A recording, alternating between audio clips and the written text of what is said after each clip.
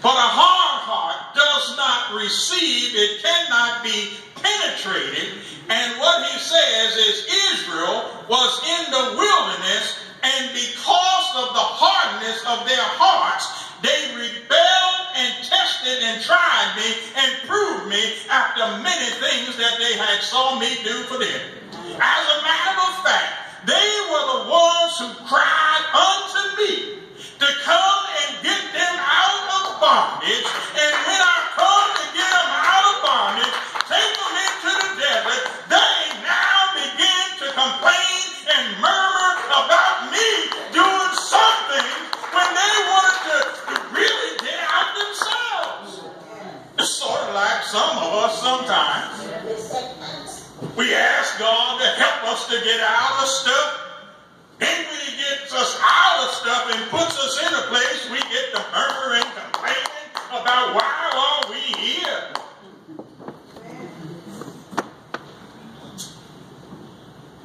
They had this journey,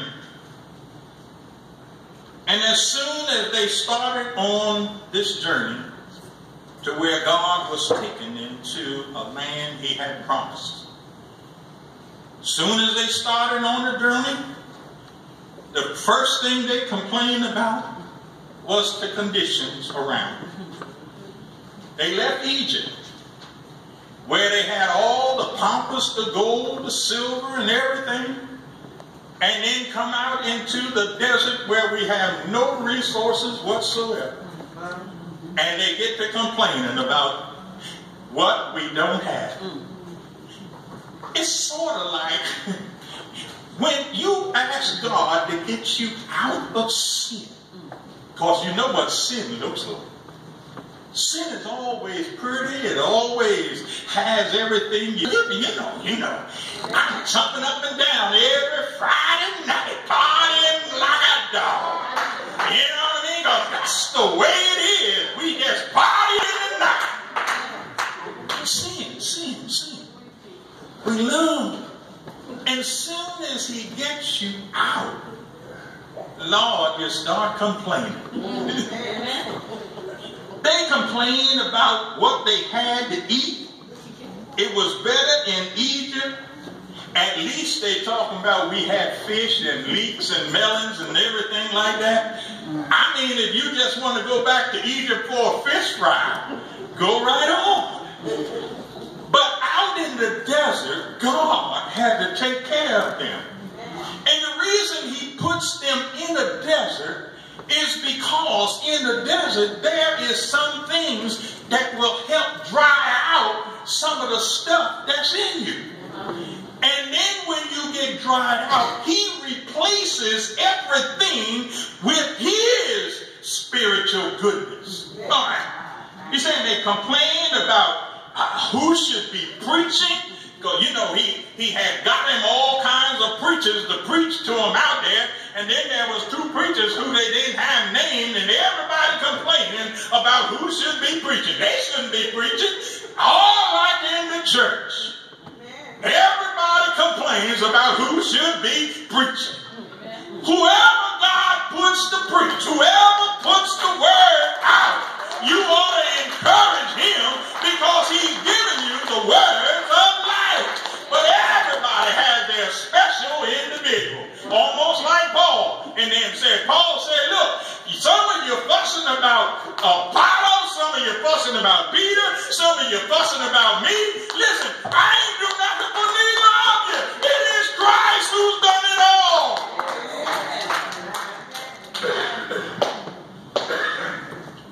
Even his sisters, Miriam and Aaron, got to complaining. They got to murmuring because Moses married a sister. What is it? You got to keep the family pure?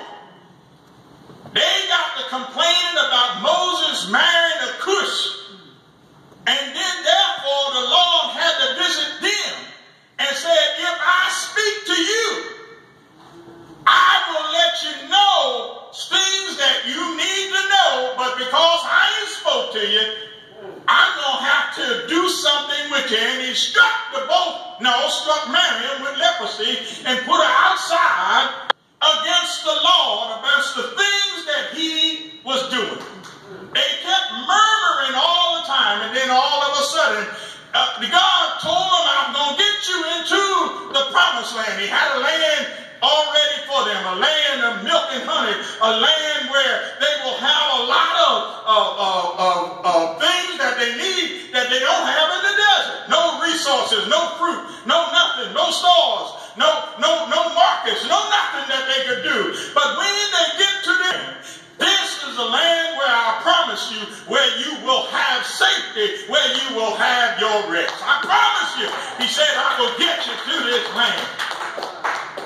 And they got to complaining. Then he tells Moses, get you 12 men, send them over into the land, and let them check out the land where I promised that I was sending you.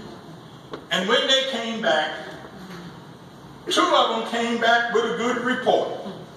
They came back with fruit, stuff from the land, and all the rest of them said, yes, it's a land that's flowing with milk and honey. But we can't go in the land. This is what 10 of them said. We can't go in the land because we checked out there's some giants in the land, and them giants is too much for us.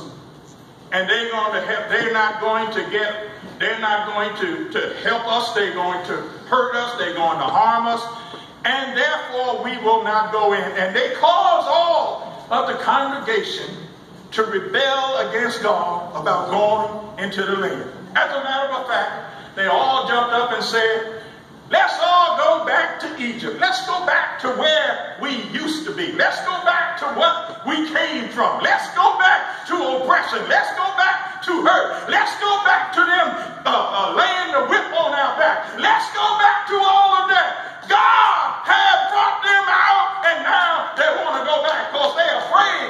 God has brought them to the desert to die. You ever thought God put you in a place to harm you? Then, if not, why do you complain about where you are?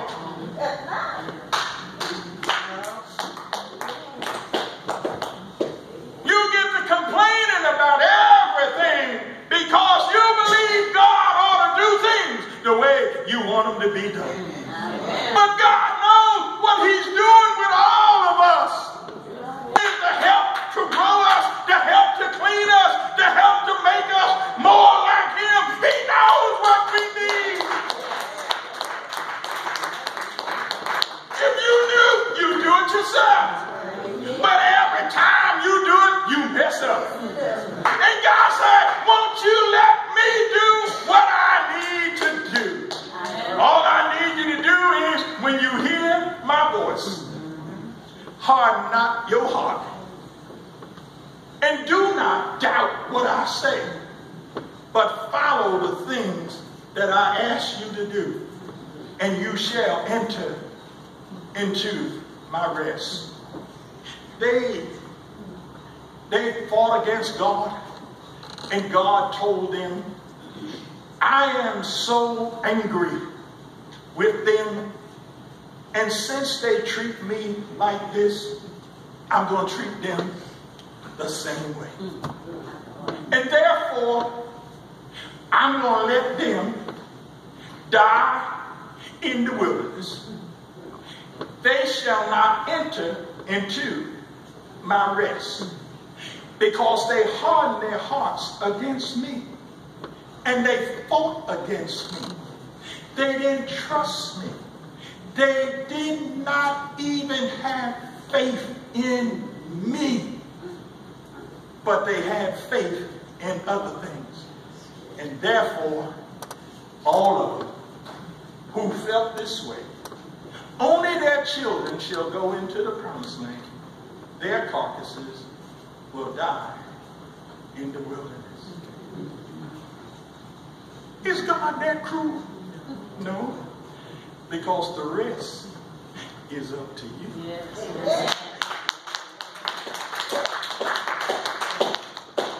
God said to them, harden not your hearts.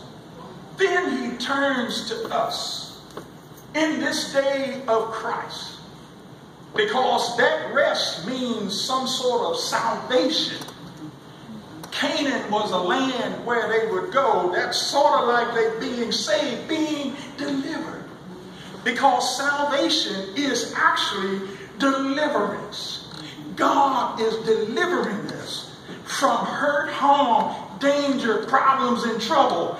And he delivers us to a place where we can get our rest. Because he says, 6 days I labored to work, and then on the 7th day I rested. And he says, and since I rested, there is a rest for you, and that rest is in me. And he offers us all the rest of God. And he says, in you all who are here today, if you hear my voice, harden not your heart as they did in the time of provocation in the wilderness when I became angry with them. But if you allow your heart to be hardened with the deceitfulness of sin, he said it's going to be hard for you to get into my rest. What do you mean? Sin that we're in, God speaks to us all the time. We who belong to him, about getting out of the sins that we're in and asking him to deliver us and trust him that he's able to do it. But sometimes we think there are certain sins that's so hard on us. You know what I mean? So we got so much control over us. We can't do it. God said, give it to me. Give it to me. He said, if your heart gets hardened, and you know how your heart gets hard today. He says, every time you hear the word of God, you disbelieve it. And you doubt it. And you turn away from it. And every time you do that, he says, your heart gets a little bit harder. It's sort of like, he says, your conscience is being seared with a hot iron. And if you sear something, then what happens, it gets a scab on it.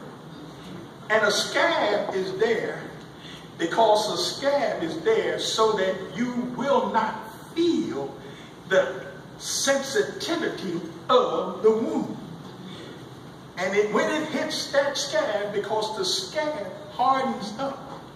But God wants your heart to be without a scab, without hardness, so that when that word hits it, you will be sensitive to the word and respond to what he's saying.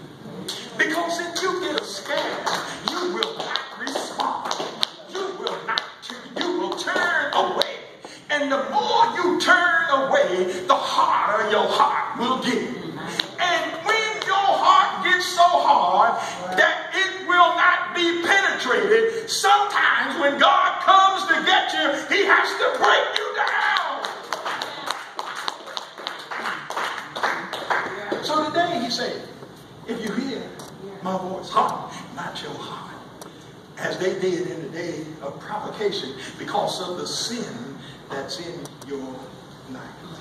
Then he says, okay, well, if that's the case, when you want me to get into your rest, I don't want to be on the outside.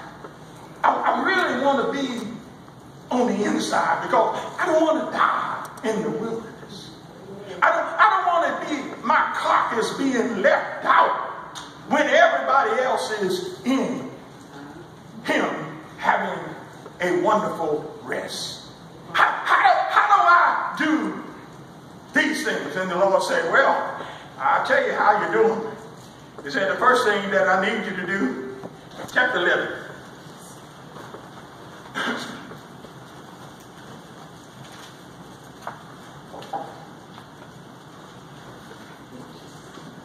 Matthew chapter 11. starting at verse 28. Jesus says, come unto me, all ye that labor or heavy laden, and I will give you rest. Take my yoke upon you and learn of me, for I am meek and lowly in heart, and you shall find rest in your soul.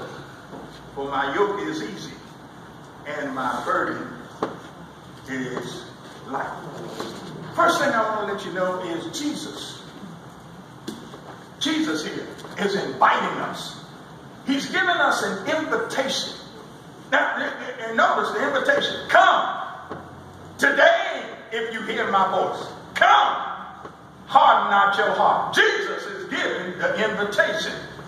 And when he gives the invitation, he is inviting us in to something. And he invites us in because he realizes the problems, the trouble, and the struggles that we are going through. Labor and weary and heavy laden. Now, labor meaning you're working hard at something. You're toiling all the time. You're burdened down. You're heavy laden. You're weary. There's a whole lot of things that's got you weary. And weariness because of something we wrestle with that's causing us so much problem and discomfort. I don't know what it is, but we all wrestle with something that's causing us pain and discomfort. Even right now, I believe that everybody in here is something they're wrestling with. And it comes to where it brings weariness upon us. It brings trouble. We can't work right. We can't operate right. Because weariness means we have sleepless nights. And sleepless nights bring stressful days. We wake up in the morning full of stress. All because we don't have no rest.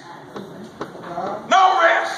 As a matter of fact, when we wake up, we going through so much, all we do is have pity parties.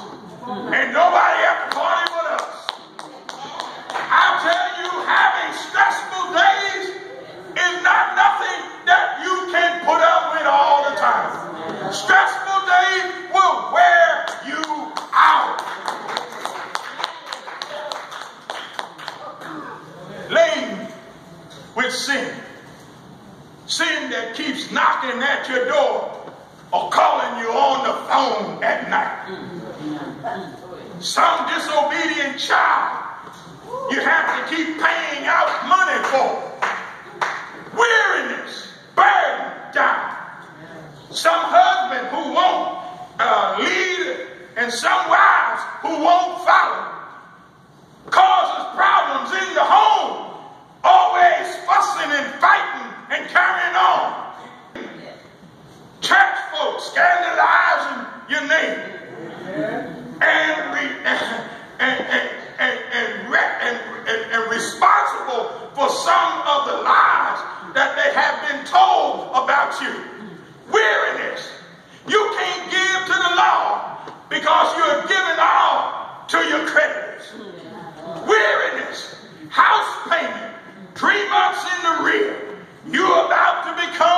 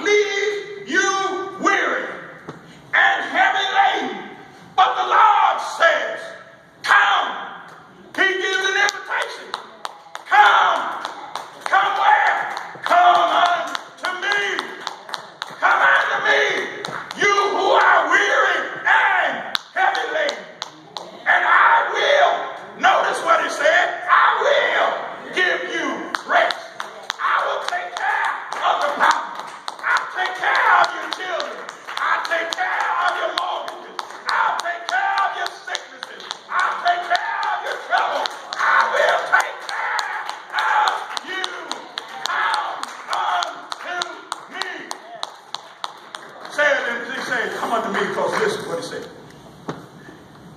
He said, come unto me. Take my yoke. Take my yoke. You know what a yoke is.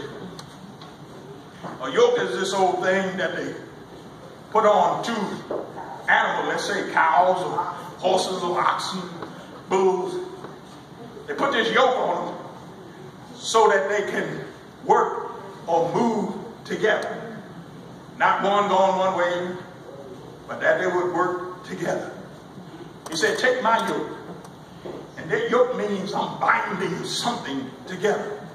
He said, when you take my yoke upon you, then that means you are binding with me.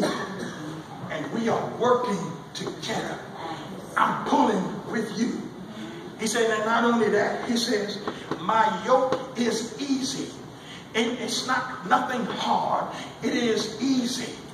It is easy. In other words, I'm not going to do or ask you to do a whole lot of things that I know you can't do. But whatever I ask you to do, I'll do it for you. He said, take my yoke upon me. And then he said, because my yoke is easy and my burden is light. He said, look here, you was in Egypt. You know how when you go to work sometimes they put too much on you. Even in the church, every time you turn around, the same person doing all the work in the church. The burdens get heavy. They get worn down. They can't even get home sometimes. They can't even see their children. They can't see their husbands because the burden of the church is wearing them down because everybody puts the task upon them. He said, my burden is light. He said, I won't put on you no more than you can bear. Whatever I put on you, I already know you're able to handle it. All you got to do is trust me, believe in me, work with me, and I will give you rest. Then he says, my burden is light. When you take these on me, he says, then I will give you what? Rest. I will give you rest. I will make it so you sleep at night. I will make it so that you don't have nothing wearing you all the time. Because when you keep your mind stayed on me, I will keep you in perfect peace. And all you got to do is have faith. Have faith in me that I'm able to do these things. Because the Bible does say, he that is able to do exceedingly and abundantly above anything or thing. How? By the power of the Spirit that's working in you. God has put it already in you. Learn how to rest in him. Harden not your heart against him. Be diligent in the word of God. Don't let the word get away from you. Keep the word in you. Follow the word. Do what the word says. Trust in the word with all your heart. Lean not to your own understanding. All your ways acknowledge him. He shall direct your path.